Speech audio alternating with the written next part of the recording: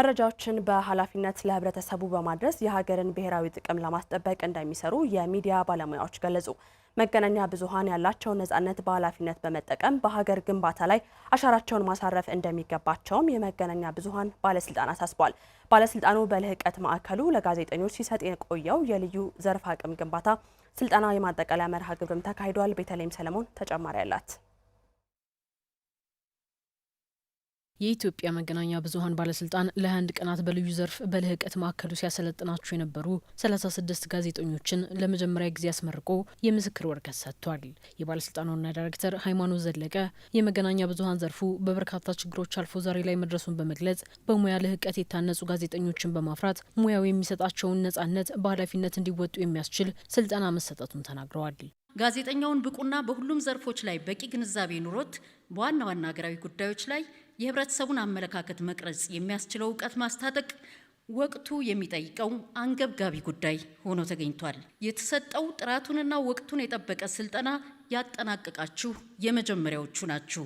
በዘርፉ የሙያ እውቀት ወይም ስፔሻላይዜሽን የጎለበተ ሚዛናዊ፣ ትክክለኛና ተአማኒ መረጃ ለዜጎች ለመስጠት እንድትጠቀሙበት ያስፈልጋል።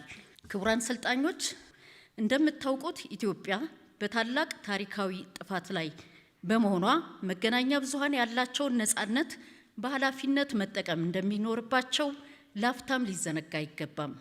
በመሆኑ በዚህ ሂደት የዲሞክራሲ ስርዓት ግንባታችን እንዲጠናከር እኛ የሚዲያ ባለሙያዎች የዘገባ ነጻነታችንን ከኃላፊነት ጋር አስተሳስረን እንጠቀም። እኛ እንደ ተቋም አቅማችን በፈቀደው ልክ ሰጥተናል። ቀሪውና ትልቁ ስራ ደግሞ ከናንተ ይጠበቃል። የስልጠናው መሰረታዊ ሀሳብ ክህሎትና ተግባቦት ነው ያሉት የብሔራዊ መረጃ ደህንነት አገልግሎት ዋና ዳይሬክተርና የመገናኛ ብዙሃን ቦርድ ሰብሳቢ አምባሳደር ሬድዋን ሁሴን ሀገርን ለመገንባት በሚደረገው ጥረት በቂ የዘርፍ ክህሎት ያለው ጋዜጠኛን በመፍጠር ረገድ ስልጠናው አጋዥ ተደርጎ የሚወሰድ ነው ብለዋል።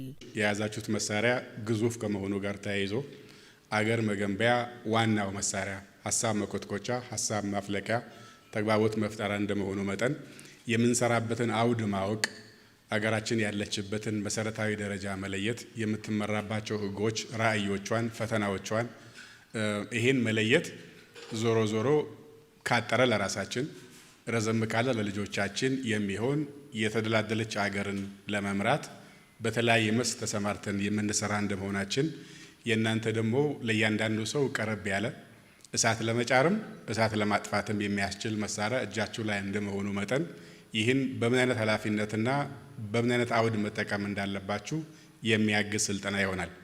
ሁለተኛው ከተቋሙ በአንድ በኩል ሬጉሌት ያደርጋል፣ ይቆጣጠራል፣ ያስተምራል፣ ከልክ ሲወጣ ይቀጣል።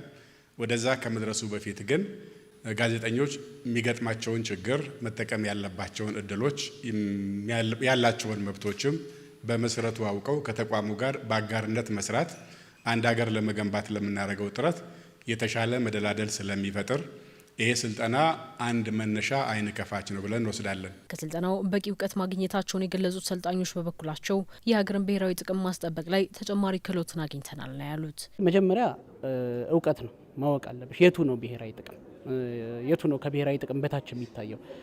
ምናልባት ለጋዜጠኞች ወይም ደግሞ በኃላፊነት በተለይ ኤዲቶሪያል ባላቸው ሚዲያዎች፣ ሜንስትሪም በምንላቸው ሚዲያዎች የሚሰሩ ባለሙያዎች ይሄ ነገር ይጠፋቸዋል ብዬ አላስብም። ብሔራዊ ጥቅም ምክንያቱም ህጉም ያስገድዳል። ዞሮ ዞሮ ግን አሁን ላይ ሁሉም ሰው ጋዜጠኛ ሆኗል። በእጁ ያገኘው መረጃ ሼር የሚያደርግበት ጊዜ ላይ ያለ ነው። ስለዚህ ከዛ አንጻር እንደዚህ አይነት ሰዎች ሼር የሚያደርጓቸውን መረጃዎች ብሔራዊ ጥቅም በሚጎዳ መልኩ የሚንቀሳቀሱ ነገሮችን እንዴት አድርገሽ ፋይት ባክ ማድረግ ይቻላል? ይሄ ነገር ከግለሰብ ያለፈ ሀገርን የሚጎዳ ነው ወይስ አይደለም? የሚወጡ መረጃዎች እንዴት አድርገሽ ማኔጅ ማድረግ ይቻላል በሚለው ላይ በደንብ እንድታቂ፣ እንደገና ደግሞ ከማወቅም ባሻገር ደግሞ ወደ አክሽን ለመግባትም በጣም ጠቃሚ ነው። ስፔሻል የሆነ ኃላፊነት የሚጠይቅ ይመስለኛል። በተለይ ብሔራዊ ጥቅምን ማስጠበቅ መሰጠትን ነው የሚጠይቀው። ለሀገር መሰጠት አለብን። ሀገርን በልባችን በስነ ልቦናችን ይዘን ያንን ነው ኃላፊነት ተሸክመን ልንሄድ የሚገባውና ትልቅ ኃላፊነት ነው። ጋዜጠኛው ብቻ አይደለም፣ ራሱ የሚዲያ ተቋም፣ ራሱ በሚዲያው ዙሪያ ያሉ ባለድርሻ አካላት፣ መንግስት አንድ ላይ በመሆን ነው ብሔራዊ ጥቅምን ለማስጠበቅ የሚሰሩ ስራዎችን ኃላፊነትን በጋራ ልንወጣ የሚገባው። የልህቀት ማዕከሉ ከአጋር አካላት ጋር በመሆን ተጨማሪ እውቀቶችን በተለያዩ ዘርፎች በተደራጀ መንገድ መስጠቱን አጠናክሮ እንደሚቀጥልም ተገልጿል።